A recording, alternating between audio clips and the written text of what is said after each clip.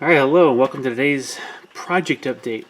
This is my Forgeworld Malcador Annihilator, and actually was surprised to find that I actually did still have a can of skeleton bone primer from Army Painter, so I was actually able to get started on the painting part of this project. So I've gone quite a bit along the way here and got a lot done. I wanted to pause here to kind of show you a work in progress, because the next step, I'm going to be showing some different techniques. Actually, kind of a couple how-to videos. But before we got that far, I wanted to show you kind of what's what. Now, as it stands, I've got the entire model painted. I'm going to have to take a couple things off. The two hatches up top are not glued in yet. They were, but unfortunately, my super glue is it's old, and it turned out it's gone bad. I didn't know that until the hatches actually started falling off. But before I do take them off, I want to show you. I put them on when I was doing the actual initial painting. I put them on the model in the closed position. That allowed me to actually do the camouflage patterns on the doors without having to guess at it, having them mounted upright. So once they were painted, and I took them off, and I was going to attempt to glue them on, because I'm going to glue them open. So that's the first part of the hatches. Now, the rear hatches, those are also loose, but they press fit very, very well here. I want to show you, see if I can get a good zoom here. There we go. Let's see if this works. The engine detail of this is very, very good. And I wanted to kind of showcase it. So I didn't add anything to it. Didn't feel I needed to. But I did want to make it stand out, which is, again, like I mentioned earlier, the project update. So that's what it looks like there. I painted the wires, the hoses, a charcoal black. The base engine coat is a barley gray from Vallejo, and then cinnamon red for the I don't actually know what those top little nubs are. I mean, they probably have something to do with the cylinders. But I patterned this very, very similar to a German military, armored fighting vehicle from the World War II. They had an iron oxide rust-proof primer inside the body, and they used black, but I wanted to have it stand out, so I used a medium gray, much like I've seen in some of the British tanks, and then just picked out a few details with the red, and of course the hoses are black. Underneath, just like on the the German vehicles, left it in what would be kind of a zinc chromate primer. This is actually a raw sienna, representing the rust-proof primer that they had used. Later in the war, they would apply that primer to the entire tank, but they wouldn't necessarily paint the underside of the tank when it came to factory painting it. So I kind of figured this is a second echelon type of a tank. Won't necessarily get the best attention from factory paint. So I figured, save money, save resources by not painting underneath, and it gives a little bit something to stand out, a little bit different from the rest of the tanks I've got. So what I have now, I know it's hard to believe, but there are actually already 17 different colors on this tank and 2 different shades. It is not done yet. I still have to do a couple minor things. Most of it is in the weathering space, but there are a couple details. I'm probably going to simulate some of these hoses and electrical wiring being replaced after delivery to the field. Normally when a tank gets it's factory painted, delivered in factory paint to the field, and the field units put on the primer. In my representation of the Army, they put it on with a turpentine thinner and brushes or rags, so it's not nicely airbrushed like they are on the aircraft. So in this case, you know, once it gets some battle damage or it has some maintenance and needs to replace certain parts, some of those may not get that attention for being repainted right away. So, you know, there's a few nice little conduits here. None of them are hoses; they're all wire conduits of some sort. I think I might just, I don't know yet. I'll pick one or two of them out to make them look like something new. It's added for maintenance. So that's the plan anyway. Okay, now one of the things I wanted to kind of go over very quickly is the way this is actually put together. From this point all the way wrapping around to along the bottom of the tank were plastic track links provided from the old Lehman Russ kits.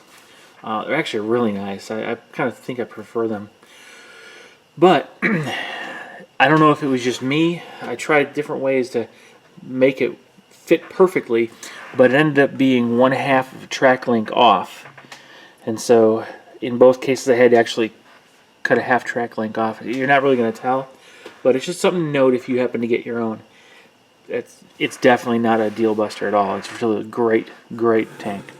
Now, a couple things I've done. This is not glued on yet because I do want to make sure I weather that up properly on there. Now, I mentioned I was going to cast this cannon up to build it up to make a las cannon mount, which I probably will still do, but I didn't want to wait because I'm not going to do that casting soon. So what I did is I went ahead and put a magnet in the hole that was here. There's already a hole drilled here to accept the peg that comes on the bottom of this, the actual barrel. You know, it gives you more surface area to glue, and it's recessed just ever so slightly. So what I decided to do was take a small steel pin. I forget the diameter of the wire. It's around 0.065 inches, and embedded it into this, filed off the top. It protrudes just a little bit, far enough so that it actually sticks on, and now I can have a barrel that stays on real well. And if I do get around to actually changing out and making a las gun or las cannon type mount, then I can easily put that on there, you know, with a different pin. Okay, so that's that piece. Now I decided again not to magnetize these because they were nice curve, and I was probably not going to use anything else as far as weapon options. But I realized that with the danger, what's difficult as these were to turn even by hand, I was worried that they would get knocked off, you know, broken off, or even, you know, just because they stick out, even when they're flush to the body or as close to flush as you can, that could easily break off. I didn't want that, so I decided I'd pin them. So using that same steel wire, I ran a pin into each one, and now I can easily just put it on there. It allows me to turn the sponson turret and remove it so that I can store it more safely, so I don't break the kit. And of course, if I ever do feel the need to throw on the autocannons on the heavy stub or the sides, by the way, that's the side sponsons. They're not heavy stubbers; they're actually autocannons. Still don't think I'll use them, but they're there if I do need to, and I've got a pin to mount it. So that's the approach I took with those. Now, the up top, I have a magnet set in the body there, and the reason for that is I've got two different tank commanders available to me. This is one of the tank commanders.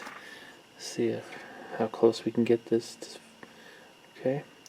He sits fairly low in the cupola, which is, I mean, just like a normal tank commander, peering his head out. And this is the one I'll use when I do not have a heavy stubber attached. Now, if I decide to use a heavy stubber, I'm going to attach this one. He's actually staying a little higher in the cupola, and his arms are actually the ones that fit on to hold the handle and firing mechanism of the heavy stubber. So the way that's going to work is because the two bodies are different as far as the bottom, these legs are further apart than the bottom of this guy. I decided I should just basically use metal washers, real tiny metal washers on the bottom of these, and that way I can line them up anywhere in that cupola on the magnet. It won't auto align like magnets normally do, and I won't be frustrated if I happen to drill the magnet kind of out of position on either of the two miniatures. So in the end, I'll have a replaceable commander, so I could represent a heavy stub upgrade if I feel like it. Alright, now that turned out I didn't need to put anything in this barrel. Just the additional paint layers hold it in real well, so I still get to pose it a bit, which is something I kind of wanted to do. Okay, it's all coming together very, very well. I was about to start weathering it, but I thought I would do this project update first, because here's the next step. Before I actually do the weathering, I have to do the insignia, unit insignia. And so, there's going to be a large air recognition marker on top. This is a nice flat space, unlike on Lehman Russ's I have, so I'll be able to use a larger decal for that. And then, of course, the side's going to carry my insignia for the Army. Now, I've got two approaches to this. I don't remember where I found this information, but there were instances where certain military organizations used placards that were affixed to the side of the tank. So instead of painting with stencils the markings, not the numbers, but like the unit insignias or what have you, there would be actually placards that had the design on it that were attached. And I don't know how they were attached, but that was, I think they might have been bolted on. But so there's two different ones. There's painted on, and then there's these low relief placards. So my previous Lehman Russ's, all of them use the placard approach. And so I'm going to show you a couple methods of that in my next videos on this project. And what's essentially, it's not much more than just a sheet of paper with your insignia printed out on it. Okay. And then it's a matter of getting a good contact cement to lay that flat against the hull.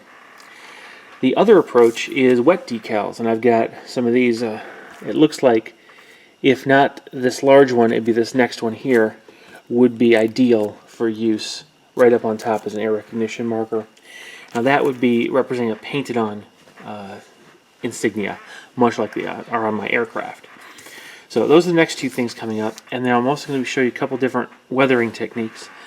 The weathering that I've done so far as part of the painting process is really limited to the collection of dirt, dark stains from the dirt that collects on the side and gets washed down into crevices. So on the side, there are a couple different areas where, let's see if you can see, we can see in here.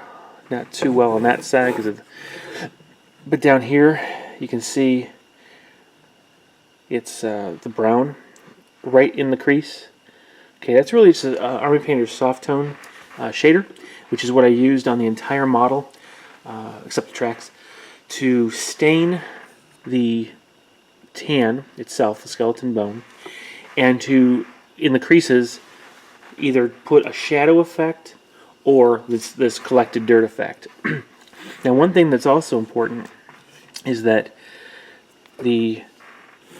to reflect some of the realities of tank maintenance, have an interior tan that's much lighter than the overall body tan, and then because that's how it was often done. You have a lighter color inside, so it was easier to see for the tank crew, but you didn't want the inside of the hatches or any of the exposed areas of the hatch to be that bright color, because that would stand out when the hatches were open. So they would paint the base color of the tank pattern on every exposed trim and the inside of the hatches. Now, being that they're closed up most of the time, they're not going to gain all the weathering and heavy soil that the outside of the tank would.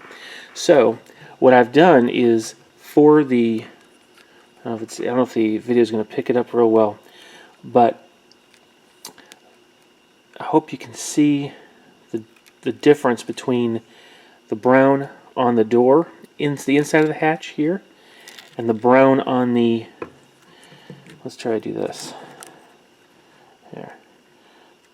See if you can see the difference between the brown on the external door and the brown on the inside of the hatch. I used the same base coat, the Army Painter's Skeleton Bone, for both, and then I stained the outside of the tank more heavily with the soft tone and a very light stain of the soft tone on the inside of the hatch. So it has the darker look of the external paint, but it isn't quite as dirty. Okay, so that was a key feature that I wanted to have to kind of make it a little bit more realistic from a painted perspective. All right, now let's see. There was something else I wanted to kind of go over. Yeah, actually, let's see if I can get some good lighting on some of this here, so you can get a good look at the camo pattern that's put on. Very, very standard woodland camo pattern that you would be found in most of the Wehrmacht tanks during World War II. Nothing very fancy about it. One additional step I have to do, let's see if I can zoom in. One really neat detail on this tank is up here in the corner of the cupola, the turret cupola. If you can see it. Okay. Right there. Okay, this box here and the wires going up here, this is part of the communication system, and that is the base of the antenna. Now, it's a pretty good size. It's still very small, but it's pretty good size, and what I'm thinking I'll be able to do is I'll be able to drill a small hole. We're talking about a number 76, number 78 drill bit. That's 10 to 15 thousandths inch size, and I'll be able to put what'll end up being like a brush bristle from a nylon, black paintbrush, plastic one. That'll be the actual whip antenna, and so it should be a scale antenna. I'm hoping that'll work out. So you'll see that eventually, but I can't really do that until the rest of the model is complete, simply because it's a delicate feature, and I don't want that damaged as I'm running through this. So there's already a couple layers of varnish on it, and I think it's actually in pretty good shape, getting ready for the next step, which will be the weathering. The weathering that will happen is mostly dirt. I've done all the Nuln oil already in the tensioners up front here. In the engine bay, there's some areas I put some of the oil. Nuln oil on the side of or on the silver parts of the las cannons, both top and side. Okay. All right. And then before I do the weather, I have to do the insignia and numbering of the tank. So made excellent progress. I'm really excited about this. The more I see it, the more I like it. The one thing I did notice when I did have this put together, though, I made a comment in a previous video when I was all excited about the Malcador. I still am, by the way. But I took a look at how the actual guns layout on the tank. So let's back this out as far as we can. All right, let's bring this up. All right, so we're looking at the top of the tank and looking at the gun patterns. Now, the traverse is limited on the main gun, but you'll see that it's parallel to the side sponson here and parallel to the side sponson on the other side when the sponsons are in their furthest forward arc. What I also noticed, though, is that arc is actually outside the bow weapon arc. The bow weapon arc is a 45-degree angle, not 45 from center. So, in other words, it's not 45 from here, there. It's not. Whoops. It's not a 45-degree angle from center. It's a 45-degree cone. So you're only angling, instead of like this, like that. So this angle is actually a little less, so there is no way really to overlap the side sponson and demolisher cannon. So the best I can get on an enemy target is 2 las cannon shots or las cannon and demolisher. It's still not that bad. I'm not really worried about it. It's one of those things you have to plan for as you're engaging your enemy, knowing how to position your Malcador to get the fullest effect. But it does mean I'll be able to, with a clear conscience, engage 3 separate targets, which I don't think that's a bad thing at all. So again, nice model, very fun to build, excellent, fun to paint. So hopefully next couple weeks, I don't know how long it'll take me, but I will go ahead and I'll show you how to do the application of both what I'll call paper decals and also regular wet slide decals. Yeah, I guess I'll also do the dry transfers because I use dry transfer decals for the numbering on my tanks. So 3 different ways. I'll go ahead and show you how to do that, and then I'll show you a couple different methods of weathering that I use. None of this is going to require an airbrush. I do have an airbrush. I like using it, but these steps are not going to require any airbrush. So anyone can really do these. There's only one more thing I want to show you. It's a type of weathering that I've already done on the model, and it is actually, I think, best displayed on this side. Within the, here it is, the turret itself, you've got the side which has been, camouflage has been added to it. When I traverse the turret, you'll see some silver start showing. Because of this positioning, the traverse that occurs, I didn't expect that over the long term of service that in the field it wouldn't quickly accumulate some grit, and the grit would wear off some of the paint. So it would be something that would be serviced, when the tank came in for overhaul and what have you, and was repainted. But while it was in the field, they probably wouldn't do much to this. They just make sure it remained oiled. So, and then they try to clean it out as much as can, but the paint would get rubbed off. So I did a wet and dry brushing of steel silver. It's a mix I use with Delta Paints, using their charcoal and silver paints, and it makes a really good look on that. I did the same thing for the sponson sides. So they're non-camouflaged barrels, but again, toward the extreme of each traverse, there is some silver to make it look like it's starting to wear the paint down. So that's a type of weather you can put in to several areas, showing the mechanical wear, where it starts showing the paint. Okay? All right. So that's the Malcador. I'm really loving it. Looking forward to finishing it off. Let's look forward to the next videos where I'm going to go over the next steps. I'll go ahead and it will not be a project update. The individual videos will be the how-tos, how to do wet decals, how to do dry transfers, how to do paper decals, how to do different kind of weatherings. Okay? Hope you enjoyed this. Hope you kind of got a good review of what the Malcador is like.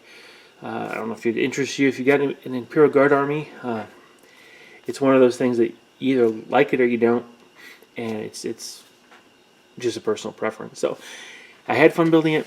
Share, like, and subscribe, please. Thank you for sticking with me, and I hope to see you in the next video. Bye-bye.